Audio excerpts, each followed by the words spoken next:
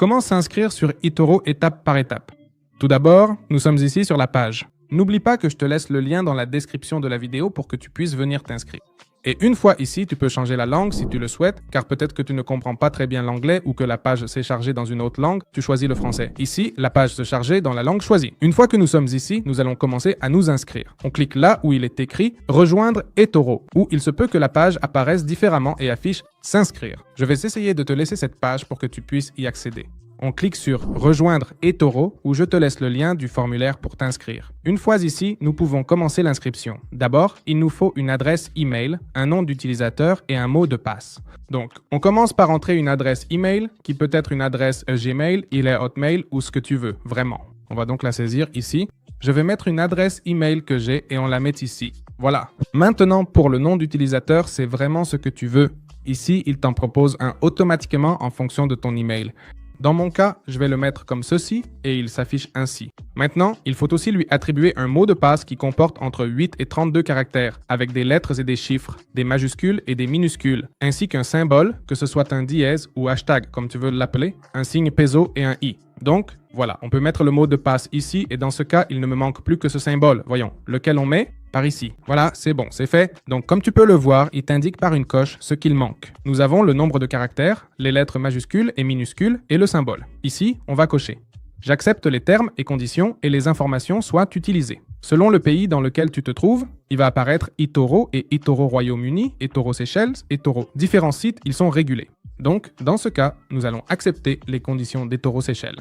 Et ici, on clique là où il est écrit « Créer un compte » et à ce moment-là, le compte sera créé et tout de suite, nous avons déjà le compte créé et tu te diras « Quoi? C'est aussi rapide que ça ?» Mais quand je me suis inscrit sur d'autres brokers, c'était super lent. Et c'est oui mais non.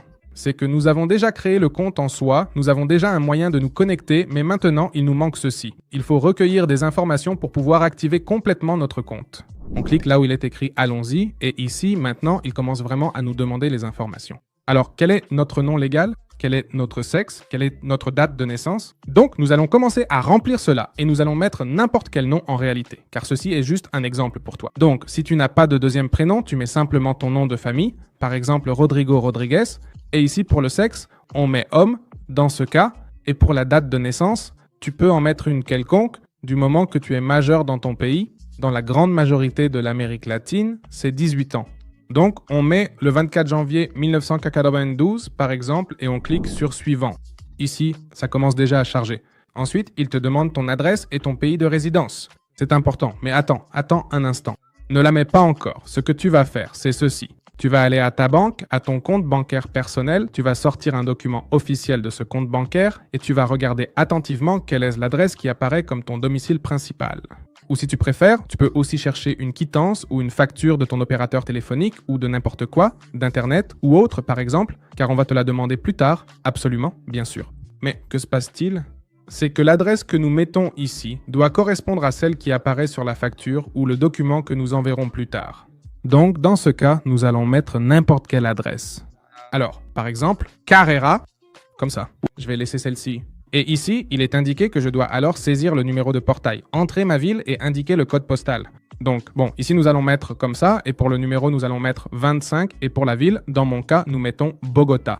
Voilà à quoi cela ressemble pour l'instant. Disons qu'ici, tu dois effectivement indiquer l'adresse telle qu'elle, et je te recommande de faire une chose, c'est que, par exemple, à ce sujet, dans certains pays, il se peut que les nomenclatures ou les adresses changent, et que chaque personne les crée différemment. En Colombie, cela s'applique ainsi. Tu mets KR, c'est comme écrire Carrera, mais sur ta facture ou ton reçu, il peut être écrit KR au lieu de Carrera. Donc, tu vas écrire KR, pas Carrera, car sinon, en envoyant la documentation, on te dira que les adresses ne correspondent pas. Cela aux États-Unis, au Royaume-Uni, aux Seychelles ou partout où ils vérifient ne fonctionne pas pareil et ils ne comprendront pas. Ensuite, il est indiqué ici, c'est le pays de ma nationalité et où je suis né. Dans le cas contraire, tu décoches la case. Si par exemple tu vis en Colombie mais que tu es né en Russie, alors tu l'indiques ici. Ensuite, je ne suis pas une personne américaine et je ne suis pas né aux États-Unis.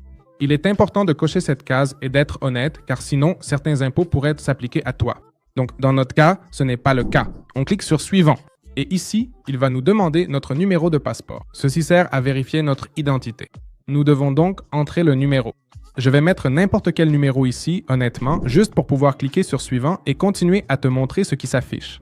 Ensuite, ici, nous avons un questionnaire qui va t'aider, qui va surtout aider eToro à savoir quel est ton niveau d'investisseur, si tu as déjà investi auparavant ou non, si tu as de l'expérience ou pas. Et en fonction de cela, il se peut qu'il t'envoie des emails ou des messages pour te recommander des formations, certains cours qu'il propose. Donc voilà, ici il est écrit « Combien de fois avez-vous opéré avec des actions ou des ETF ?» Moins de 10, de 10 à 20, plus de 20 ou vous ne l'avez pas fait. Dans notre cas, mettons plus de 20. Combien de fois as-tu opéré avec des crypto-monnaies? Mettons ici de 10 à 20 et cliquons sur « Suivant ». Une fois que l'on clique sur « Suivant », il est demandé combien d'opérations vous avez réalisées en utilisant l'effet de levier. Donc cela concerne les opérations avec des CFD, des options, des devises, etc. au cours de la dernière année. Dans ce cas, nous allons indiquer que nous ne l'avons pas fait, que nous n'avons pas utilisé l'effet de levier. Rappelle-toi que ce questionnaire, comme indiqué ici, déterminera les produits qui pourront nous être proposés. Si nous ne l'avons pas fait, il est probable que l'effet de levier qu'on nous proposera soit faible, voire qu'on ne nous en propose pas. Nous cliquons sur « Suivant ». Comment avez-vous été formé aux produits à effet de levier, CFD, contrats à terme? Donc, si j'ai un certificat, un diplôme académique, si j'ai suivi un cours de trading ou si simplement je n'ai aucune formation dans ce domaine, nous allons choisir cette option. Nous cliquons sur « Suivant ». Nous aimerions évaluer votre niveau de compréhension. Cochez les affirmations correctes. J'investis 1000 $ avec un effet de levier de 20 pour 1 afin de... Bon, ce sont des questions générales. Nous n'allons pas trop nous attarder là-dessus. Il se peut que tu aies d'autres questions. Il suffit d'y répondre et de cliquer sur « Suivant ». Une fois que nous avons répondu, nous allons sélectionner vos centres d'intérêt pour personnaliser votre expérience. Dans quoi investir? Actions, indices, crypto-monnaies, matières premières, devises. Cette fois-ci, je vais seulement laisser actions et indices pour voir ce qui s'affiche. Ensuite, combien de temps prévoyez-vous de conserver cette opération de copie? Ceci concerne le copy trading, c'est-à-dire copier d'autres investisseurs, et on peut choisir de quelques secondes à quelques semaines jusqu'à 3 mois. Bon, cela dépend de toi. Laissons-le sur plusieurs mois, voire des années, et on clique sur Suivant. Rappelle-toi que les informations que je saisis ici sont fictives, car ce n'est même pas moi, je te montre simplement comment tu pourrais t'inscrire. Et ce que je sélectionne n'est pas forcément ce que tu dois choisir, car cela dépend de ta situation, de la façon dont tu as investi, si tu as déjà investi auparavant, si tu as une formation en investissement ou non. Il est écrit laquelle des options suivantes décrit le mieux votre objectif principal en investissant avec nous. Si nous voulons une rentabilité à court terme, des revenus supplémentaires, une planification pour l'avenir ou économiser pour acheter une maison. Dans notre cas, choisissons revenus supplémentaires. Rappelez-vous, vous pouvez choisir autre chose. Ensuite, combien prévoyons-nous de déposer sur notre compte? Disons entre 20 000 et 50 000 $. Et il est écrit, au cours de cette année. Rappelez-vous, car il ne s'agit pas de penser à 10 ans, mais bien au cours de cette année précisément. Et nous allons cliquer sur Suivant. Une fois que nous avons cliqué sur Suivant, il est écrit « Quelle relation risque-récompense décrit le mieux vos attentes? Pouvons-nous gagner 80%, perdre 80%? Pouvons-nous gagner 40%, perdre 20%? Ou préférons-nous gagner un peu et perdre un peu? Donc cela dépend déjà. Nous allons choisir celui-ci et par exemple, il nous donne le cas suivant. J'espère gagner jusqu'à 40 000 tout en risquant les mêmes 40 000 $. Ceci correspond à un niveau de risque élevé dans ce cas. Nous allons cliquer sur Suivant. Et ensuite, il est dit « Moi ou l'un des membres de ma famille proche sommes administrateurs, actionnaires, employés d'une société de courtage, d'une bourse de valeur ou hauts fonctionnaires publics et dans mon cas, je ne m'identifie à aucune de ces affirmations. » Ensuite, quelles sont tes principales sources de financement? C'est-à-dire, d'où provient-tu l'argent que tu déposes sur eToro? Je vais mettre salaire, investissement, économie, et c'est tout. Ensuite, quelle est votre occupation principale? Ici, nous devons indiquer à quoi nous nous consacrons. Nous allons mettre relations publiques et le nom de notre employeur, c'est-à-dire l'entreprise pour laquelle nous travaillons. Si nous ne travaillons pour aucune entreprise, mettons notre propre nom. Donc ici, c'était Rodriguez, ce que nous avons mis au début, et voilà. Maintenant, quel est notre niveau de revenu annuel? C'est-à-dire combien pouvons-nous gagner par an? Alors, mettons de 50 000 à 200 000. Et quel est votre total de liquidité et d'actifs liquides? C'est-à-dire l'argent que vous avez en ce moment, que vous pouvez retirer, sortir et dépenser comme vous voulez. Mettons aussi de 200 000 à 500 000 et on clique sur Suivant. C'est bon.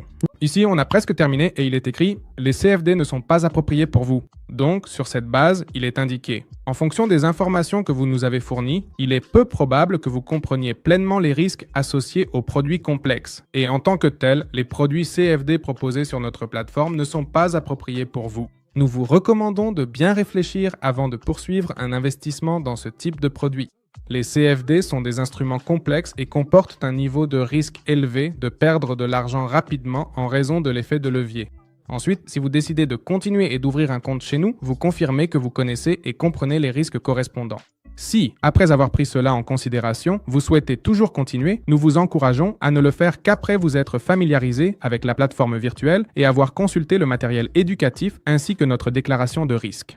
Il se peut également que vous souhaitiez demander un conseil indépendant. Cela signifie-t-il que nous ne pourrons pas investir dans les CFD? Non, mais il nous informe que selon notre niveau de connaissance et le questionnaire, nous ne remplissons pas les conditions pour investir dans les CFD. Nous allons cliquer sur confirmer et ici, on nous demande l'étape suivante, commencer à investir. Selon le pays dans lequel tu te trouves, le premier dépôt peut être d'au moins 150 $ ou de 200 $.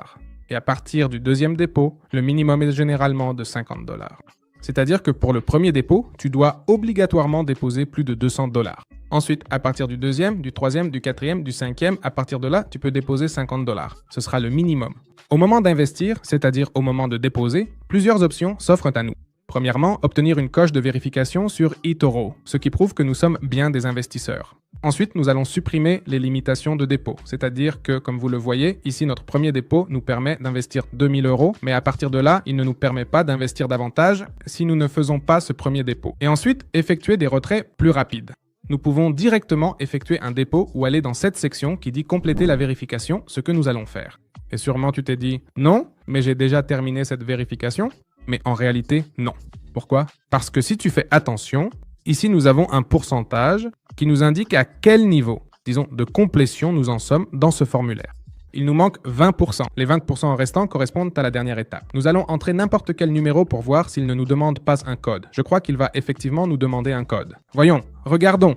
Non, il ne nous laisse pas continuer car il nous demande un code. Alors, je vais mettre un numéro de téléphone ici pour pouvoir obtenir un code. Et quand je l'aurai, nous continuerons avec ça. Bon, maintenant que nous avons entré notre numéro de téléphone, nous passons à l'étape suivante, la preuve d'identité. Cela signifie que nous devons vérifier notre identité avec un passeport ou une carte d'identité. Le passeport, eh bien, c'est avec ça que nous voyageons à travers le monde.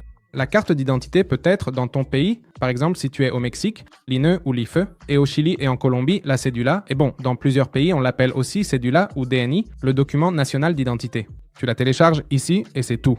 Ensuite, il te demandera différents documents. Mais là, disons, on va s'arrêter ici, mais en gros, il va te demander un certificat bancaire et une facture d'un service, que ce soit d'Internet ou quelque chose de similaire. À part ça, il ne te demandera rien d'autre. Maintenant, que se passe-t-il?